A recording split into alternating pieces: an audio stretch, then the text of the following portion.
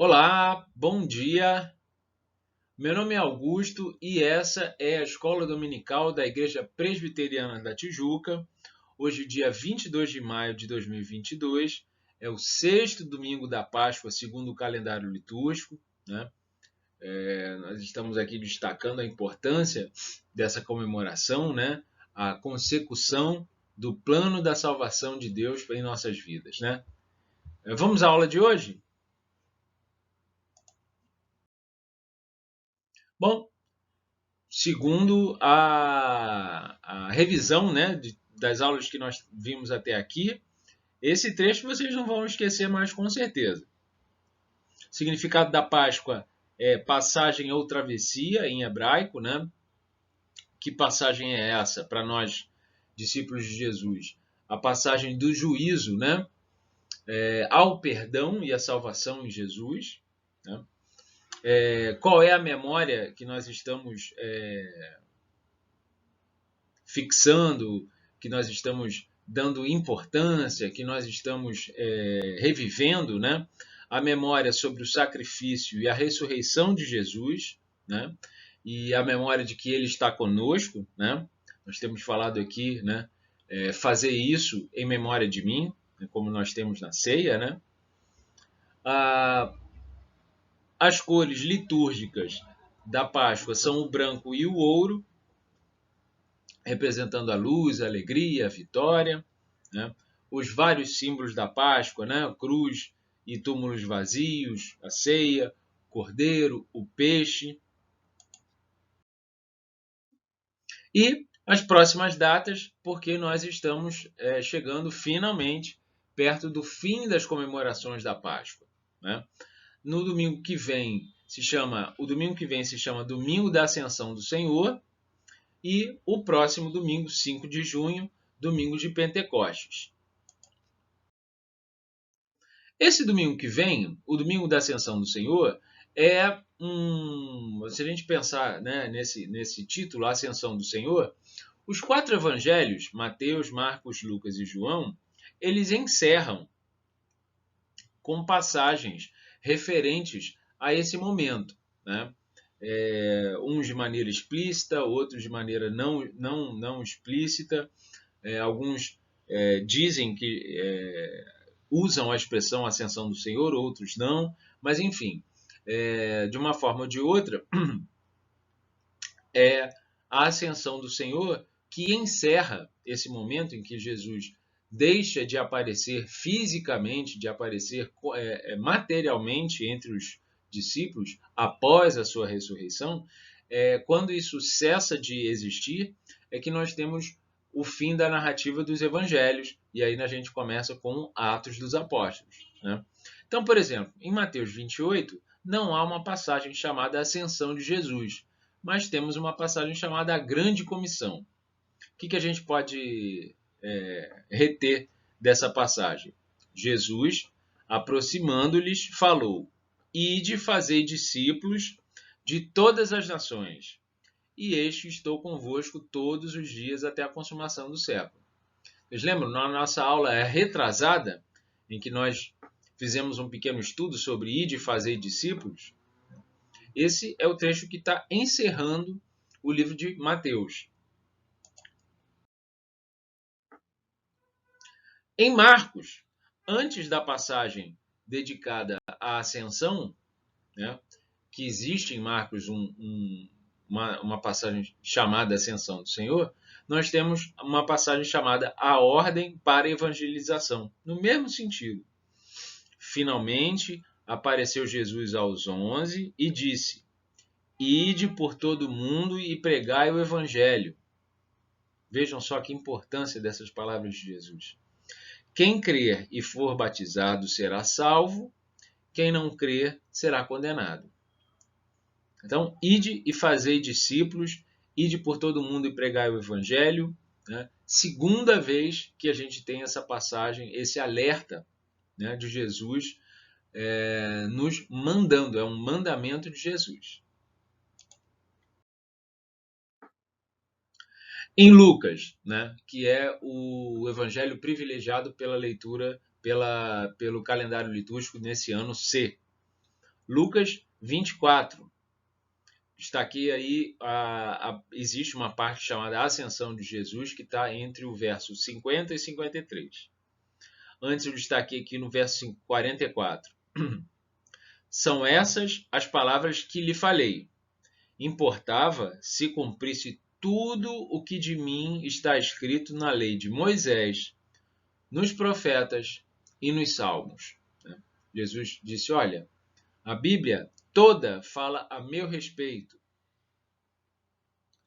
Todos os sinais, as palavras, os textos sagrados, né, anteriores, que apareceram antes de mim, falavam sobre mim. Saibam disso, tenham certeza disso. E então, Jesus os levou para Betânia, Jesus levou os discípulos para Betânia e os abençoou. Enquanto os abençoava, ia se retirando deles, sendo elevado para o céu. São essas palavras que encerram, que terminam o Evangelho de Lucas.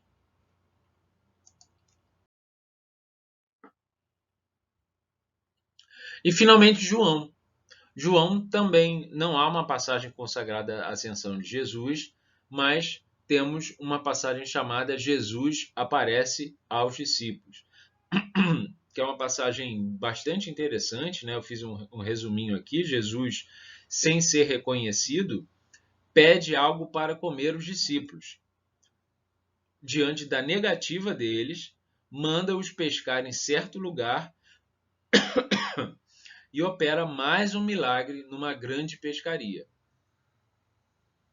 Jesus, não sendo reconhecido pelos apóstolos, pede alimento. Eles dizem que, para uma pessoa qualquer, né? Uma suposta pessoa qualquer, eles dizem que não há, e essa suposta pessoa qualquer dá a dica, olha, vão até ali, pesquem que vai dar certo. Desculpa. Então disse Jesus, veio Jesus, tomou o pão e lhes deu, e de igual modo o peixe. E aí no final desse trecho, os apóstolos reconhecem, né, nesse momento é que os apóstolos reconhecem Jesus. Né? Então, a última aparição de Jesus é uma aparição, a princípio, simples, no seu significado mais simples, de uma pessoa de Jesus que pede um alimento e imediatamente ele mesmo vai prover esse alimento através do milagre. Né? E ele vai prover esse alimento através do milagre e ele vai oferecer esse alimento a partir da oração, a partir do momento em que ele toma o pão e distribui a todos e igualmente faz com o peixe. Bom, então, nessa passagem, né, anterior, né, de João, o finalzinho do Evangelho de João, nós temos esse momento dos apóstolos com Jesus, né, um momento a princípio simples, né, em que ele pede para comer e ele provém esse alimento, ele distribui esse alimento, ele oferece a Deus, oferece aos discípulos, né, faz a oração e é reconhecido pelos discípulos. Né? É mais um momento maravilhoso, né? E no Evangelho de João, a última aparição de Jesus. Leitura para o dia de hoje, né? Que hoje ainda não é o domingo da Ascensão do Senhor, é o sexto domingo da Páscoa. Hoje nós temos um texto bastante conhecido também, né?